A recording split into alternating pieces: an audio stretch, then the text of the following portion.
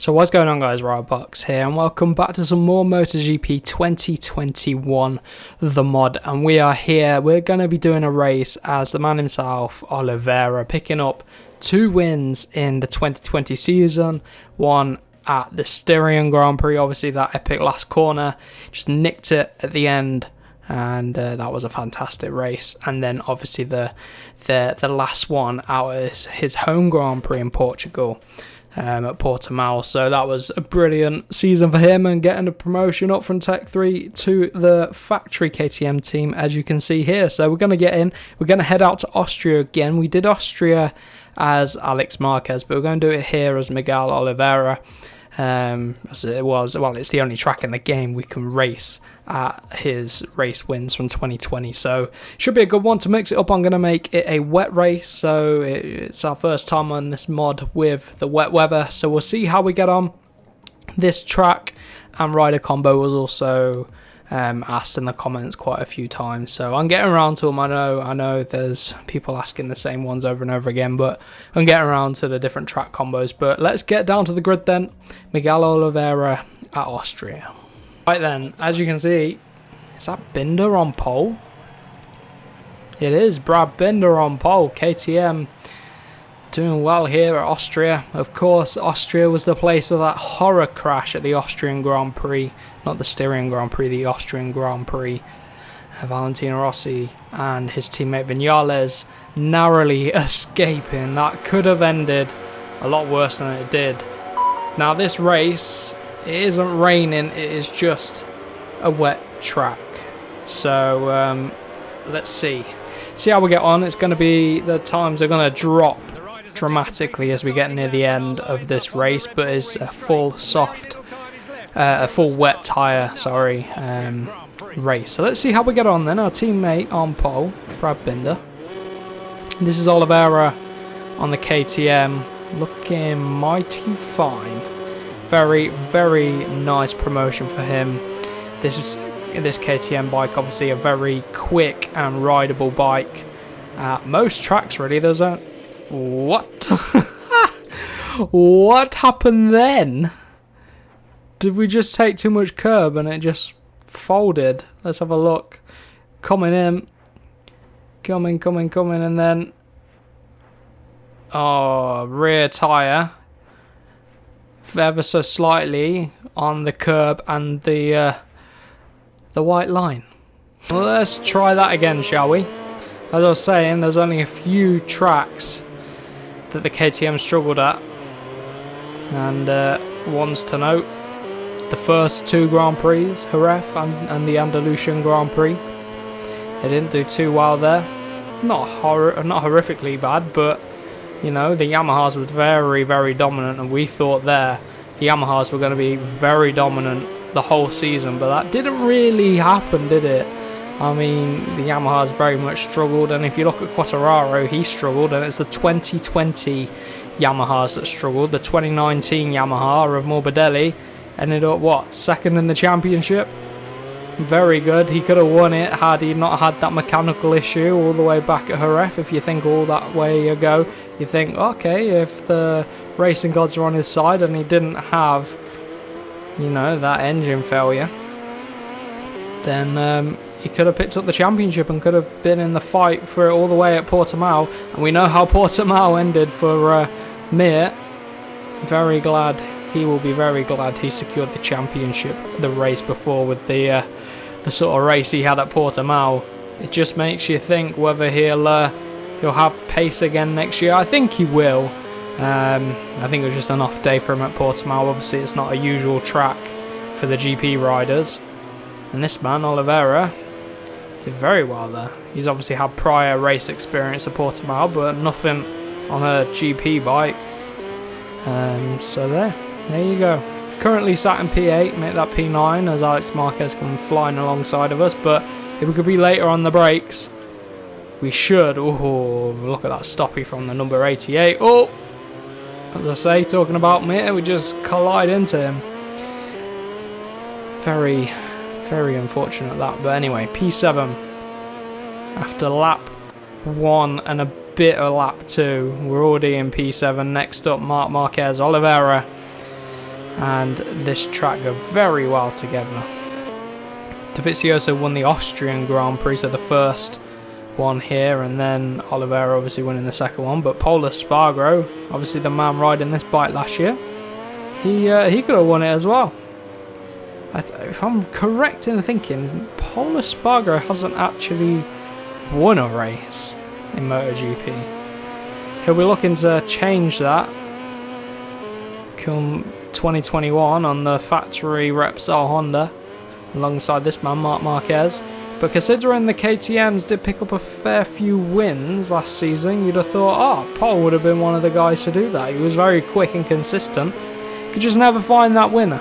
I could be mistaken though. Let me know if he has got a win in his career. I don't think so though. But anyway, getting ahead of Marc Marquez there. And look at the gap between P3, which is our teammate Binder, and the front two. It's one of them Morbidelli. I have a feeling it might be at least one of them Morbidelli, but this track is starting to dry up. You can see that dry line forming, and I've missed that exit of that corner up. I don't know what I did there.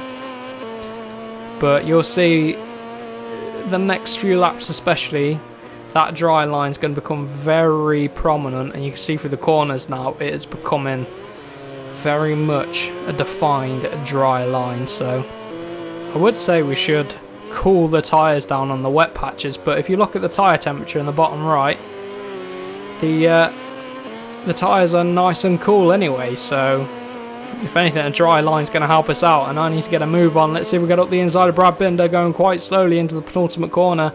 I've run a little bit deep though. Come on, it's tricky on this wet surface to get it all slowed down and into the corner, but we've managed to make it work. Into P5 now, past our teammate. We are the lead factory KTM. It is Zarco up front, I think. Yeah, Zarco leads on that Pramac. We obviously did Zarco in the last video. Did I do it at No, I didn't do it at Mazzano. It must have been... No, where did I do it? I can't think where I did it. I think it was Mazzano I did the Zarco with the Pramac. Very nice rider combo. I'm excited to see what he can do on the 2020 Duke, considering what he did on the 2019 Ducati last year. And I do think the 2020 Ducati is a lot quicker than the 2019 one. Or at least marginally quicker. Maybe not a lot quicker, but be interested to see what he can do with a new bit of kit. Hopefully he adjusts to it pretty well. Obviously he used to ride this bike, didn't he? Before he fell out with KTM. But anyway, we're on lap number 4 now. We've only got 3 laps to go after this one. And I'm going to need to get a bit of a move on. And Bagnaia P3. That's the first time on this mod I've really seen Bagnaia in a competitive position. So obviously working for him here. Alex Marquez is on a bit of a mission. He's been with us this whole way as we've been carving our way through the grid. So has he, and he's behind us once again. He's passed his brother Marc Marquez, who was not far behind us. 27.8. We're not able to set the times alight. As I say that, we go 7 tenths quicker than the lead pack. And I'm pretty sure it's Morbidelli in P2, and I've messed up turn number 1. Come on, use all the runoff, make it work for us. I don't think we're going to have time to go after P1 and P2, to be honest. But, you know, we've got to keep pushing. A little bit wide, missing that dry line.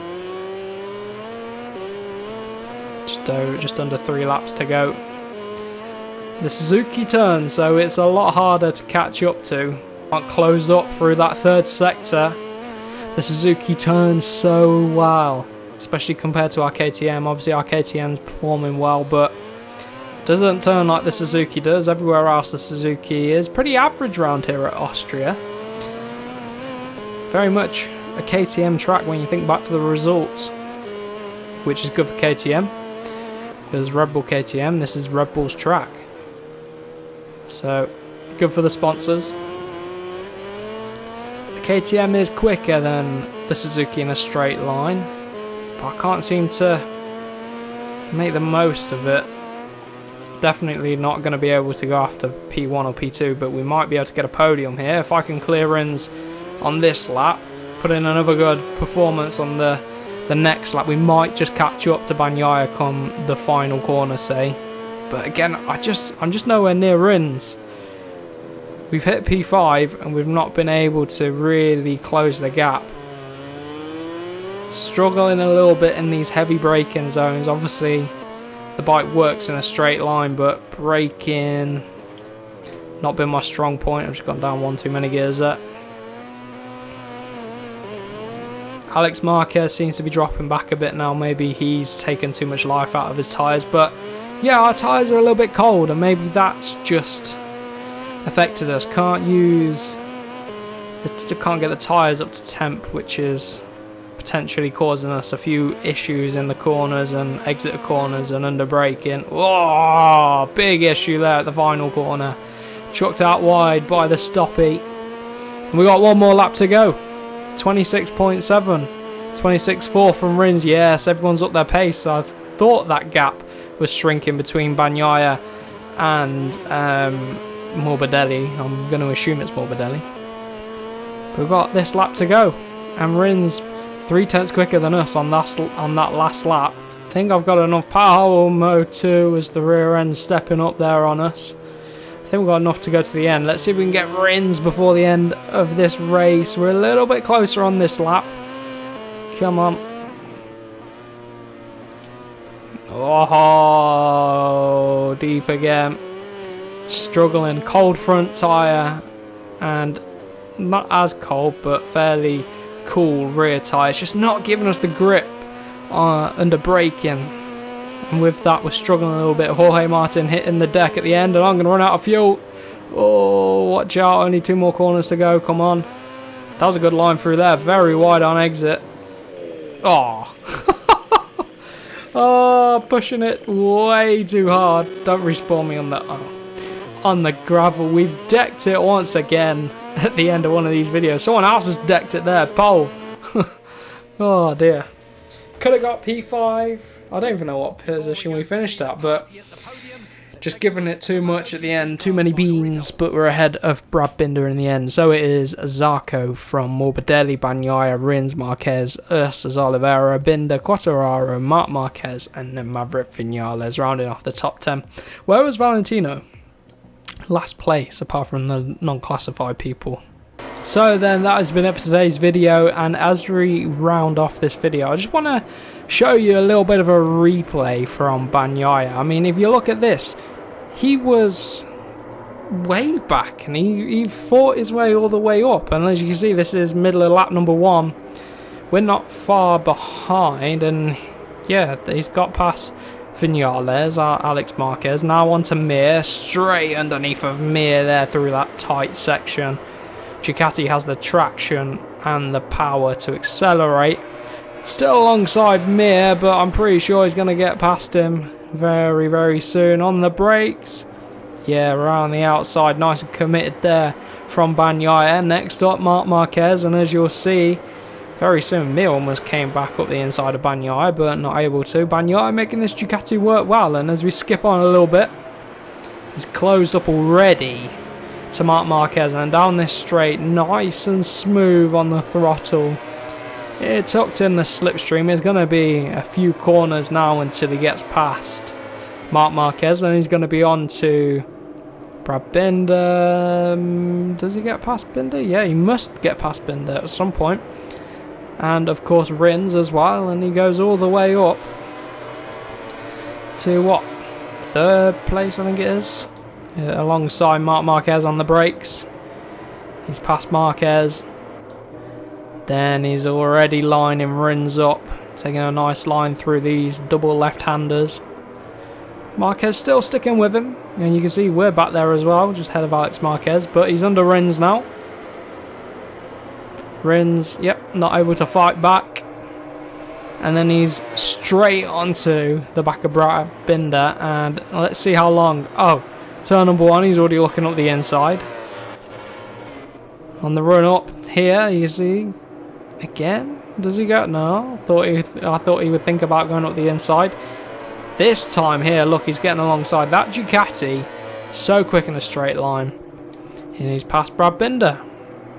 Just like that, around the outside Lovely stuff from Bagnaia. Lovely racing from the AI, I must say. It's refreshing. Nice to see. And it's good that this mod varies up the performance for different riders as well. So there you go, Bagnaia. Doing very, very well at the start of this Grand Prix. But as always, don't forget to leave your suggestions for rider and track combos for this mod. We'll be starting a career mode of this very soon. Now, would you prefer me to use a custom rider or a real life rider? I'm thinking real life rider, but let me know what you think. But for now, as always, hope you have a wonderful rest of your day, and I will catch you in the next one.